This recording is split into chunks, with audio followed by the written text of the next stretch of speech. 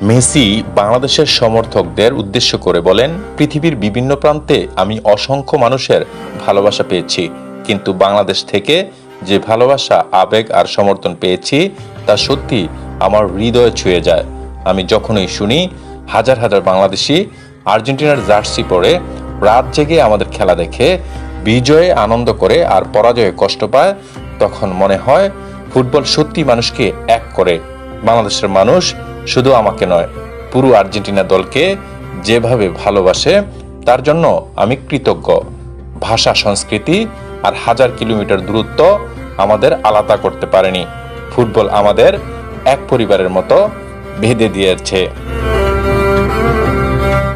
আমি চাই তোমরা সবসময় ফুটবলকে ভালোবাসার খেলা হিসেবে দেখো।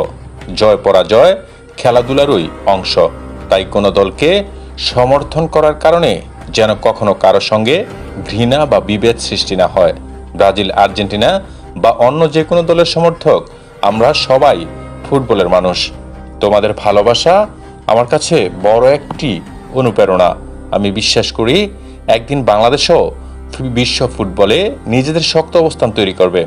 তোমাদের তরুণরা স্বপ্ন দেখুক, কঠোর পরিশ্রম করুক এবং দেশের জন্য গর্ব বয়ে আনুক। বাংলাদেশের প্রতিটি ফুটবল প্রেমীকে আমার আন্তরিক শুভেচ্ছা ও ভালোবাসা।